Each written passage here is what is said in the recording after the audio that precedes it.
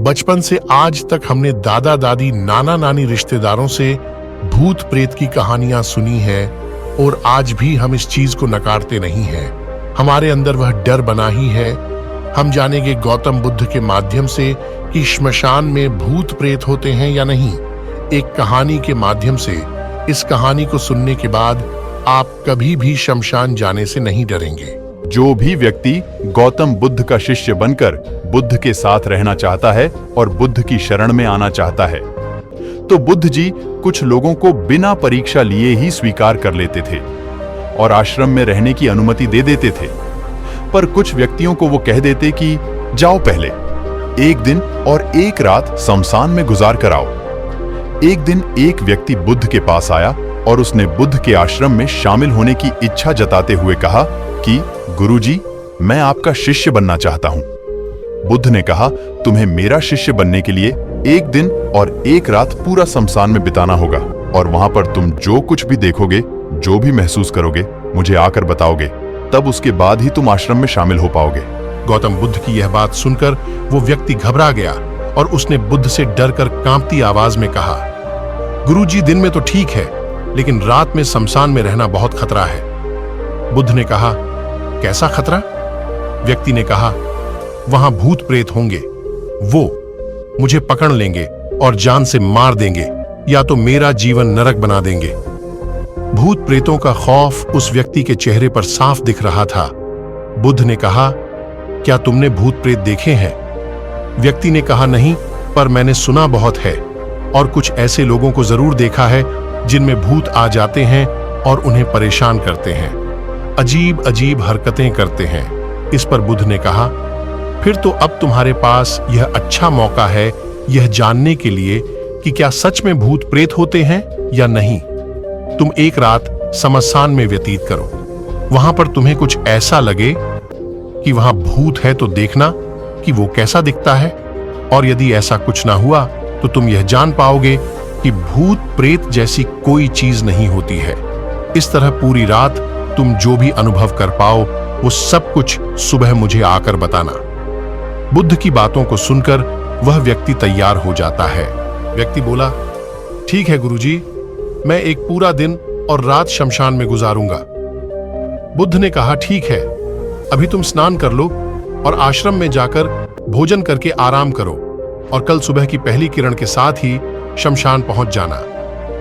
व्यक्ति को आश्रम में जाने के बाद बुद्ध ने अपने 4 शिष्यों से कहा कि वह व्यक्ति कल शमशान जाएगा, तुम सब उसके पीछे जाना और उस पर नजर रखना, पर ध्यान रहे उसे थोड़ा भी ना लगे कि कोई उस पर नजर रख रहा है। अगले दिन सुबह होते ही वह व्यक्ति शमशान में पहुंच गया। 4 शिष्य भी उस व्यक्ति का पीछा करते हुए एक जगह छुपकर उस व्यक्ति पर नजर रखने लगे। जब तक दिन था तब तक वो व्यक्ति शमशान में इधर उधर घूमता रहा। उसे खास वैसा कुछ भी अनुभव नहीं हुआ जैसा होना चाहिए, लेकिन जैसे जैसे सूर्य के ढलने के साथ अंधेरा बढ़ता जा रहा था, वैसे वैसे व्यक्ति की धड़कनें भी बढ़ती जा रही थी। किसी तरह उस व्यक्ति ने पूरी रात शमशान में गुजार ही ली और सुबह होते ही वह बुद्ध के पास पहुंच गया। बुद्ध ने व्यक्ति से पूछा, बताओ, शमशान में कैसा समय गुजरा तुम्हारा? क्या तुमने कोई भूत देखा और क्या क्या अनुभव किया? व्यक्ति बोला, गुरुजी, जैसे ही मैं सुबह सुबह शमशान में पहुंचा तो वहां कुछ घंटे बाद मुझे कुछ लोगों की भीड़ शमशान की ओर आती दिखाई पड़ी जो एक अर्थी लिए आ रहे थे। मैंने जब उन लोगों को ध्यान से देखा तो उनमें से कुछ लोग बहुत दुखी थे, कुछ लोग सामान्य और कुछ लोग बेहद खुश थे। वो लोग उस मरे हुए इंसान के बारे में बोल रहे थे कि इस व्यक्ति ने बहुत अच्छे कर्म किए हैं, बहुत किस्मत वाला है ये। इसके बाद उस मरे व्यक्ति के बेटे ने अपने वृद्ध पिता की चिता को अग्नि दी। अर्थी के साथ शमशान आए लोग कुछ देर वहीं खड़े रहे। चिता प्रचंड आग की लपटों से धू धू करके जलती रही और सभी लोग मायूस खड़े होकर जलती चिता को देख रहे थे। जैसे जैसे चिता की आग धीमी होने लगी, वहां पर मौजूद लोग भी वहां से जाने लगे और थोड़ी देर बाद वहां पर 2 और अर्थी आई, जिसमें एक अर्थी किसी अमीर व्यक्ति की थी जो तरह तरह के फूलों से बहुत सजी धजी थी। उस अर्थी के आसपास बहुत से लोग भी थे और दूसरी अर्थी एक गरीब व्यक्ति की थी जो बेहद साधारण सी थी और उसके आसपास गिने चुने ही लोग थे। अमीर व्यक्ति की चिता चंदन की लकड़ी पर जलाई गई, जबकि गरीब व्यक्ति की चिता साधारण लकड़ियों पर जलाई गई। पहले अमीर व्यक्ति की चिता को जलाया गया क्योंकि वो अमीर था। उसके बाद गरीब व्यक्ति की चिता जलाई गई। दोनों व्यक्तियों की चिताएं जब जल गईं, तो सभी लोग शमशान से चले जाते हैं, लेकिन मैं वहीं खड़े चिताओं को देखता रहा। अब बुद्ध ने कहा, तुमने उनकी चिताओं को देखकर क्या समझा और क्या अनुभव किया? व्यक्ति ने कहा, गुरुजी, दोनों की चिताएं एक समान थीं। दोनों के ही शरीर उन चिताओं में समान तरीके से ही जले। उसके बाद जब सब कुछ जलकर राख में बदल गया, तो वो राख भी एक समान ही थी। गुरुजी, उसके बाद वहां पर एक महिला की अर्थी आई। उस औरत का पति बहुत दुखी था, फूट फूट कर रो रहा था। अर्थी के साथ शमशान में आए बाकी लोग भी बहुत दुखी थे। वो सभी उसके पति को दिलासा दे रहे थे। गुरुजी, मैंने वहां देखा कि बहुत से लोग काफी बुद्धिमान थे। वो ज्ञान की बातें कर रहे थे। मैंने ध्यान से उनकी बातों को सुना तो वो बोल रहे थे कि अर्थी की सवारी करते हुए वन दिन तो सबको यहाँ आना ही है। जीवन हमें इंसानियत और परोपकार से जीना चाहिए। अधर्म, कर्म और पाप से दूर रहना चाहिए। किसी को कभी कष्ट नहीं देना चाहिए। धन के पीछे हमेशा भागकर जो हम अपने जीवन का सुख चैन गंवा बैठते हैं और अंत में जो भी धन इकट्ठा करते हैं वो सब कुछ तो यहीं धरा का धरा रह जाता है। गुरुजी, उसके बाद शमशान में कोई अर्थी ही नहीं आई। इस पर बुद्ध ने पूछा कि तुम सारी रात वहां रहे तो क्या कोई भूत प्रेत तुम्हें दिखा? व्यक्ति बोला, नहीं, वहां मुझे कोई भूत प्रेत नहीं दिखा, पर सच कहूं तो पूरी रात में अपने आप से ही डरता रहा। कभी हवाओं से हिलने वाले पत्तों की आवाजों से डरता रहा, तो कभी वहां आसपास मौजूद जीव जंतुओं की आवाजों से डरता रहा। सारी रात दहशत में रहा, लेकिन पूरी रात में मुझे कोई भूत प्रेत नजर नहीं आया। बुद्ध ने उस व्यक्ति से कहा, ठीक है, अब तुम जाओ और आश्रम में आराम करो। कल फिर तुम्हें पूरा एक दिन और रात शमशान में बिताना होगा। वो व्यक्ति ये सुनकर बोला, आप कैसी बात कर रहे हैं गुरुजी? आपके ही कहने पर कल पूरा दिन और पूरी रात में शमशान में पड़ा रहा। वो समय मैंने कैसे काटा है मैं ही जानता हूं। अब मैं दोबारा वहां नहीं जाऊंगा। बुद्ध ने कहा, देखो, जो खास चीज तुम्हें वहां जाकर मिलनी थी वो तुम्हें अभी तक नहीं मिली है। जब तक वो चीज तुम्हें नहीं मिल जाती, मैं तुम्हें अपना शिष्य नहीं बना सकता। तुम एक दिन और वहां रुको, तुम्हें वो अवश्य मिल जाएगी। व्यक्ति बोला, ठीक है, मैं कल एक दिन और रात और व्यतीत कर लूंगा शमशान में। अगले दिन सुबह वह व्यक्ति बुद्ध का आशीर्वाद लेकर फिर से शमशान पहुंच गया। एक पूरा दिन और रात बिताकर वो व्यक्ति अगली सुबह फिर बुद्ध के पास पहुंचा, लेकिन इस बार उस व्यक्ति के चेहरे पर एक अलग ही तेज था, एक अलग ही खुशी छलक रही थी, मानो उसे वो मिल गया हो। लेकिन बुद्ध उसके मुंह से सुनना चाहते थे, इसलिए बुद्ध ने एक ही सवाल पूछा कि क्या तुम्हें वो चीज मिली? व्यक्ति बोला, हाँ गुरुजी, मुझे वो मिल गई। बुद्ध ने पूछा कि बताओ, तुम्हें वहां क्या मिला? व्यक्ति ने कहा, गुरुजी, मैंने जीवन का अर्थ समझ लिया है। मैंने वहां देखा कि कुछ लोग शाम को मुझे अर्थी पर लेकर आ रहे हैं। मुझे 4 लोगों ने अपने कंधों पर उठा रखा है और मेरे पीछे कुछ 20 से 25 लोग रोते बिलखते चल रहे हैं। मेरे पिता अर्थी के आगे आगे चल रहे हैं और कुछ लोग राम नाम सत्य बोलते हुए मेरे ऊपर फूल फेंक रहे हैं। मेरे सभी रिश्तेदार बहुत दुखी थे। भीड़ में मौजूद कुछ लोग तो सिर्फ दुखी होने का नाटक कर रहे हैं। कुछ लोग मेरे पिता को दिलासा दे रहे हैं।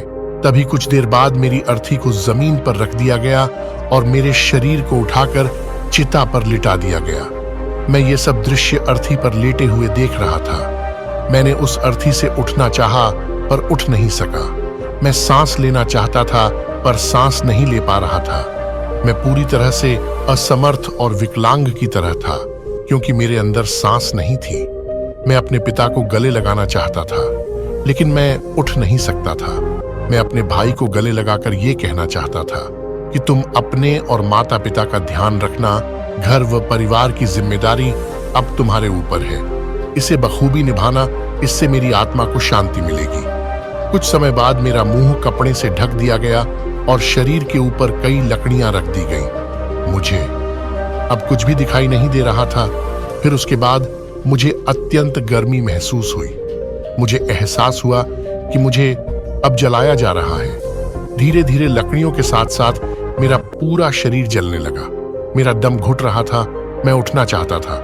आखिर आग ने प्रचंड रूप ले लिया और धीरे धीरे मैं भी उस अग्नि में पूरी तरह खो गया। पूरी रात में खुद को ऐसा ही जलता देखता रहा। मैंने देखा कि अंतिम रूप में मैं राख बन चुका हूं। उस पूरी रात ना तो मैं डरा, ना ही मुझे डर का एहसास हुआ। जब आंखें खुली तो एक तीव्र रोशनी मेरे आंखों पर पड़ी। मैंने देखा कि ये तो मैं हूं, वो भी शरीर के साथ। मुझे बहुत खुशी का अनुभव हुआ। उसके बाद मेरे मन से न जाने कितने ही भ्रम समाप्त हो गए और मैं आपके पास आ गया। बुद्ध मुस्कुराए और बोले कि तुम अब आश्रम में शामिल हो सकते हो, क्योंकि तुमने अब ज्ञान रूपी उस बीज को प्राप्त कर लिया है, जिसमें शरीर को भूलकर स्वयं को जानने की इच्छा होती है। इसी ज्ञान की प्राप्ति के लिए मैंने तुम्हें शमशान भेजा था, जहां अंततः तुमने यह जाना कि शरीर नश्वर है। नेत्रों से दिखने वाली हर चीज नश्वर है। शमशान आने वाला हर व्यक्ति भी यह समझ रहा होता है, पर शमशान से वापस जाते ही वो सब भूलकर पुनः उन्हीं गलत कार्यों में लग जाता है, जैसे झूठ बोलना, लूट, खसोट, अधर्म, लालच, लालसा, बुराई, क्रोध, शब्द, अहंकार, नाना प्रकार पूरी भावनाओं से बुराई को अंजाम देते हैं। किंतु अब तुम्हारे अंदर ज्ञान का वो बीज जम चुका है। हम जीवन को तब तक नहीं समझ सकते जब तक मृत्यु को निकट से देखा व समझा ना जाए। अच्छे स्वास्थ्य की कीमत वही समझ सकता है जो अत्यंत बीमार हो या जो बहुत लंबे समय से गंभीर बीमारियों से जूझ रहा हो। ठीक उसी तरह जीवन का महत्व वही समझ सकता है जो मृत्यु से रूबरू हुआ हो या जो मृत्यु को समझ चुका हो, एहसास कर चुका हो। अब तुम्हें इसी बीज को लक्ष्य बनाकर ध्यान की मदद से स्वयं को और ज्यादा जानना है और ज्ञान की उस सीमा पर पहुंचना है जिसे जानने के बाद कुछ भी शेष नहीं रह जाता है। कोई इच्छा, कोई लालसा शेष नहीं रह जाती। मन हर विचारों से मुक्त हो जाता है। सब शून्य में समाहित हो जाता है। मन में जिज्ञासा का कौतूहल शांत होकर ज्ञान रूपी शांति में बदल जाता है।